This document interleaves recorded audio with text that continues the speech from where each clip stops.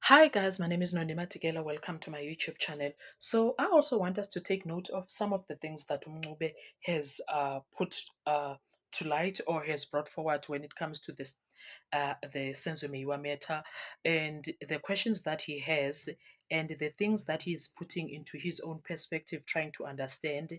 But before we do that, guys, please make sure you do not forget to like, to share, to comment, and most importantly, please make sure you are subscribed on the channel. Please make sure you are watching the videos up until the end and you are watching the ads that are coming through. When you are doing that, you'll be supporting this channel financially and in numbers. Thank you so much. I appreciate you. Now, Umncube made a mention of there were witnesses that were supposedly state witnesses, and these witnesses were supposed to, according to Gininda, if you guys remember, they were supposed to be witnesses that are going to nail the accused, and these are witnesses that knew exactly about their involvement in the murder of Senzomeyiwa. And strangely, these witnesses were never called inside the courtroom by the state. They only showed up during the defense case. That is very strange, don't you think?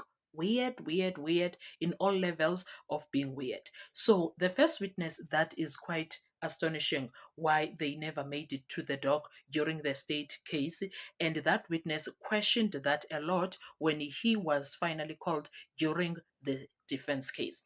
It was Absalom Zungu, who is the father of um, Constable Sizwe Sikhumbuzo Zungu, who is supposedly the Section 204 of the state. Now, Mncube says it's very confusing that these witnesses came and then they told the court that, you know what, this statement that they claim is mine, it is not mine. That was first Mr. Zungu Sr., which is the father of Constable Zungu, as I already said, and he questioned if he was the bearer of this news that ended up causing these guys to be arrested, which is accused 1 and 2, and then them doing confessions and then ending up arresting 3, 4, and 5. Why was he not the first person to be called in the witness book to come and give his account on how the breakthrough came? And nobody answered that question, but he did ask Mr. Zungu Senior. So Umncube touched on that. And then he also touched on Ugwabini. Ugwabini, you will remember, is supposedly, according to Constable Zungu, the guy that invited everyone to the party that was held at Basutu Hostel in his house. And Gwabini says there is no such event and it's all a lie. I never organized no party, etc., etc. And he bluntly called Zungu, the constable, a liar. He says he is a liar, a liar, a liar. He called him that.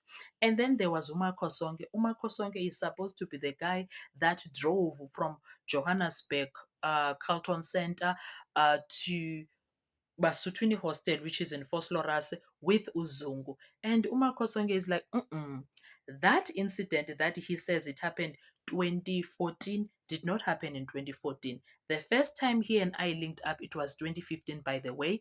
And the second time we linked up, it's when we went to Vosloorus, it was 2017. So this one of 2014, it's a lie. It's a lie. He's lying about those details. And so those witnesses were crucial, but the state never called. So Mncube says they came during the defense case of accused 1, and after 1 and 2, I think 1 and 2 during their cases. And then he says when they came and denied statements that were made and that were claimed to be theirs. And then they came and also said these contents, some of them, they don't know anything about them. And then they said they know nothing about the things that Zungu said in that court. He's lying on their names. And now that left Zungu isolated, and it also continues to raise the question of why is Zungu the only person who knows about these accused and this party at the hostel. So Mncube mentions this again and says, if indeed this party happened, why didn't the state call these people themselves? So Mncube was those issues of the missing state witnesses. He testified that there were people that the state initially intended to call as witnesses. According to his testimony, those witnesses ultimately did not testify on behalf of the state. And then he alleges that the reason these witnesses were never called, the witnesses told the investigators and Balui they could not confirm the contents of the statement attributed to them. According to the evidence that Mncube gave, they allegedly said they knew nothing about what was written in those statements. Because of this, they allegedly refused to come to court. They allegedly refused to testify or confirm those statements. Mncube described this as a reason the state ultimately did not call them. Now, Mncube's version of events presented under oath is an allegation and not a judicial finding so far, but he is questioning all of that. It matters the reason he's questioning that because these are the people that are supposed to be part of the core issues of the state narrative. So if this is accepted, this evidence could support the defense's broader argument that some witness statements may not accurately reflect what state actually said. In the investigation may have experienced problems in collecting witness evidence, and the state decided not to rely on witnesses whose testimony might not support their narrative or their case. So, however, the state is likely to argue that prosecutors have discretion over which witnesses to call, and that there can be many legitimate reasons why a witness is not ultimately called. But the bottom line is that these were the trigger points of the arrest of the so called accused, those 5 men. So, why not call them to make sure that your case is watertight as you claimed? That is the question that I have. Now, the exchange does not prove that witness statements were fabricated for now, but it sounds like it. It sounds like it. Or the investigation was improper, but it sounds like it. It records Mncube's allegation about why certain witnesses were not called, and the court is going to assess all of that testimony together with all the other evidence before deciding what weight, if any, to give to any of that. So, if you are someone who is following the case, you will know that this is not something new. This is one of the things that we've heard before.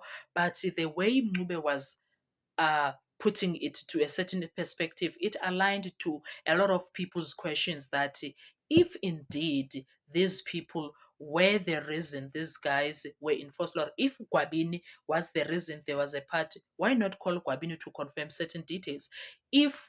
Um, if Makosonge traveled with Zungu, why not call Makosonge? If Mr. Zungu Senior was the one that heard the story about the shooting of Senzo, blah blah blah, in the meeting and whatever, why not call him to come and confirm? So those were the questions that we already heard, and Mncube is bringing back that into the record to say, if it made any sense, why are we only hearing about such only now? So all of those questions are being asked, and it's not nice to hear those things, right? It's honestly not nice, but it is what it is. What are your thoughts when it comes to the questions that Mncube was asking? Do you think that Mncube is onto something there? Do you think that you should continue probing and asking questions and uh, trying to understand why is he even, because all of these questions he's asking them because he found himself in a position where he becomes part of a case that he claims it has nothing to do with him. What are your thoughts? Let's talk with comment section. I want to hear your views. Please make sure you stick around for all the analysis when it comes to the case. I'll see you on our next video. Bye bye.